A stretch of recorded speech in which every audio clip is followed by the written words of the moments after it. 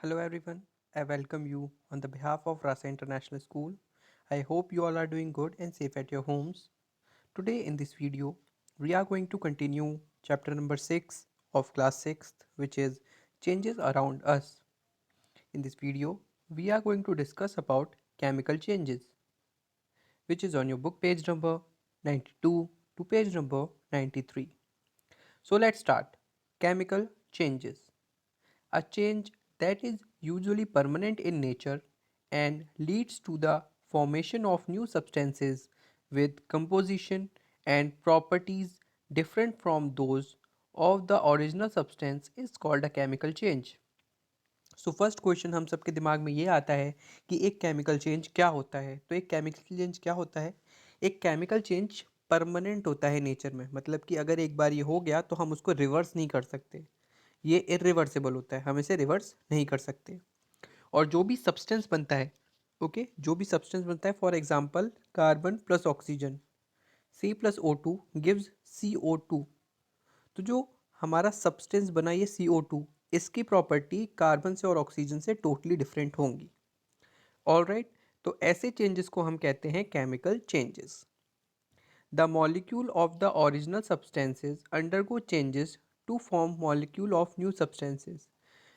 इसमें क्या होता है, जो मॉलिक्यूल होते हैं ओरिजिनल सब्सटेंसेस के, वो क्या करते हैं, उनमें एक चेंज होता है और चेंज होके वो न्यू मॉलिक्यूल्स बना लेते हैं।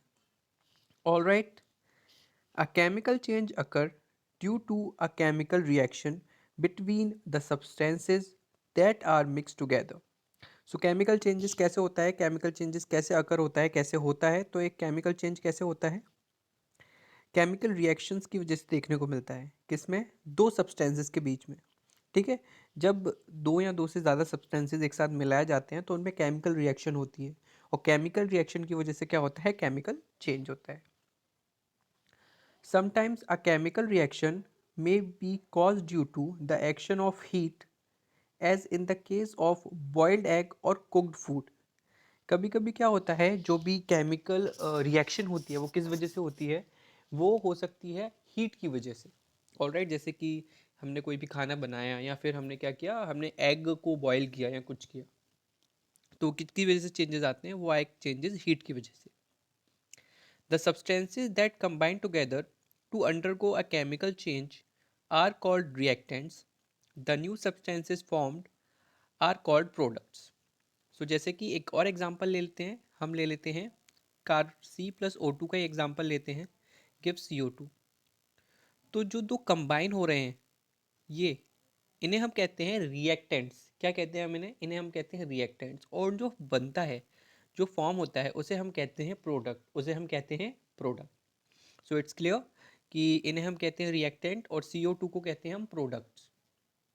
All right, the new material obtain by chemical changes have new property. और जो भी न्यू मटीरियल मिलता है हमें केमिकल चेंज से, उसकी प्रॉपर्टीज कैसी होती हैं? बिल्कुल नई होती है प्रॉपर्टी, बिल्कुल न्यू प्रॉपर्टीज होती हैं।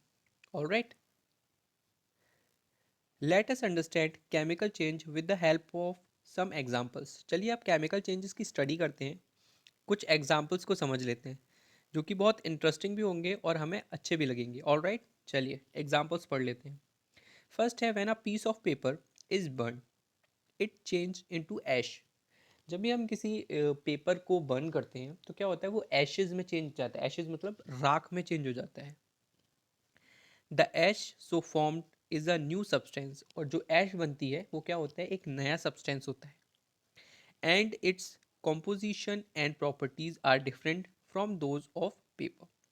और इसकी जो केमिकल प्रॉपर्टीज की जितनी भी प्रॉपर्टीज होती हैं वो क्या होती हैं? वो डिफरेंट होती है। इसका कॉम्पोजिशन कैसा होता है? डिफरेंट होता है, जो भी पेपर से डिफरेंट होता है। ठीक है, ये आपके पेपर शीट थी, इसको हमने बर्न किया तो क्या मिल गई हमें? एशेज।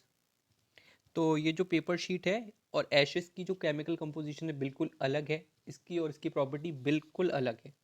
ऑल राइट, चलिए, thus burning a piece of paper is a chemical change. इसलिए एक पीस ऑफ पेपर को जलाना क्या है? एक केमिकल चेंज है। Ash can not be turn back into paper. और ऐश से क्या आप दोबारा से पेपर बना सकते हैं? वो उस राख से आप पेपर बना सकते हैं क्या दोबारा? बिल्कुल नहीं बना सकते। ऑलराइट, तो ये केमिकल चेंज है। So burning of paper is an irreversible chemical change और a permanent change. So burning of paper क्या है, एक इरिवर्सिबल चेंज है, यहाँ हम इसे कह सकते हैं ये एक परमानेंट चेंज है. ऑलराइट, नेक्स्ट एग्जांपल और देख लेते हैं एक बार. When atoms of different elements combine to form compounds a chemical change occur. जब भी दो एटम मिलते हैं, ठीक है, दो या दो से ज़्यादा एटम मिलते हैं और क्या बनाते हैं, कंपाउंड बनाते हैं. ठीक है, दो एटम कंबाइन होके कंपाउंड बनाते हैं, तो ऐसे चेंजेस को भी हम क्या कहते हैं, ऐसे चेंजेस को भी हम केमिकल चेंजेस कहते हैं. For example, when atoms of hydrogen and oxygen combine together to form water. जब हाइड्रोजन के और ऑक्सीजन के क्या मिलते हैं, एटम्स कंबाइन होते हैं, तब क्या बनता है, तब वाटर बनता है. वाटर का फॉर्मूला क्या होता है, वाटर का फॉर्मूला होता है H2O. ऑलराइट, तो इसमें हाइड्रोजन और ऑक्सीजन के क्या होते हैं, एटम्स कंबाइन होते हैं. It is a chemical change. ये कैसा चेंज है, ये एक केमिकल चेंज है. Water is a new substance and its composition and property are entirely different from those of hydrogen as well as oxygen. और water की जो प्रॉपर्टी होती है वो बिल्कुल डिफरेंट होती है, हाइड्रोजन से भी और ऑक्सीजन से भी, दोनों से बिल्कुल डिफरेंट होती है. ये बिल्कुल एक नया सब्सटेंस बनता है. Alright right? तो ऐसे चेंजेस को हम क्या कहते हैं, ऐसे चेंजेस को ही हम कहते हैं chemical changes. Baking a cake, cooking vegetables, rusting of iron, and burning of fuels are some other example of chemical changes. So cake banana, vegetables को कुक करना, आयरन का रस्ट होना मतलब आयरन में जंग लग जाना, ये सब कैसे चेंजेस हैं, ये चेंजेस है केमिकल चेंजेस. इनको हम रिवर्स नहीं कर सकते. Many changes take place in the body of a living organism when it grows. None of these changes can be reversed. जैसे कि आपको पता है, जैसे जैसे एक ऑर्गेनिज्म यानी कि एक लिविंग बीइंग ग्रो करता है, उसकी बॉडी में भी बहुत सारे चेंजेस आते हैं, तो क्या आप उन चेंजेस को रिवर्स कर सकते हैं, obviously no. Thus growth is a chemical change. तो ग्रोथ क्या है, ग्रोथ भी एक केमिकल चेंज है. Curdling is the conversion of milk into curd by the action of bacteria. अब ये कर्डलिंग क्या होती है, इसमें क्या होता है, मिल्क को किस में चेंज करते हैं, हम कर्ड में चेंज करते हैं. ये नॉर्मल, ये जनरल प्रोसेस है जो कि हमारे घरों में भी करवाई जाती है. ठीक है, इसमें किसका यूज़ होता है, एक बैक्टीरिया का यूज़ होता है.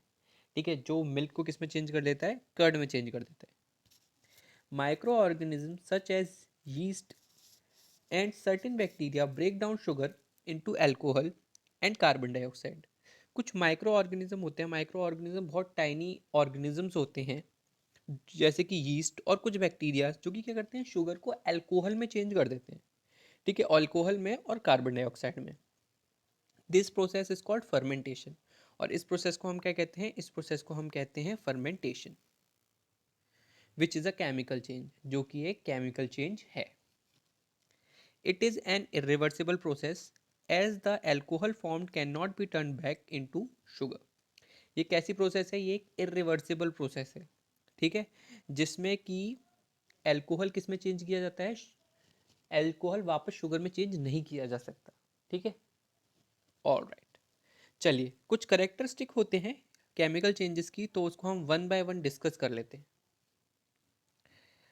इन a chemical change, new substances with new property and composition different from original substances are form. तो एक केमिकल चेंज में क्या होता है, एक केमिकल चेंज में न्यू सब्सटेंसेज बनते हैं जिनकी प्रॉपर्टी और कॉम्पोजिशन ओरिजिनल वाले सब्सटेंस से बिल्कुल डिफरेंट होता है. All right. सेकेंड है, chemical change are usually irreversible. ये चेंजेस कैसे होते हैं, इरिवर्सिबल होते हैं, रिवर्स नहीं किया जा सकते. All right. Chemical changes mostly involve absorption और इमिशन ऑफ हीट, लाइट और बोथ. जो केमिकल चेंजेस होते हैं, मोस्टली केमिकल चेंजेस होते हैं, उनमें क्या होता है, या तो हीट का एब्जॉर्प्शन होता है या फिर इमिशन निकलना होता है हीट का, हीट या लाइट का, या तो उनको ज़रूरत होती है या फिर वो इमिट करते हैं, यानी कि वो छोड़ते हैं. All right. So thank you so much for today. I hope you all are doing great at your homes. Thank you so much.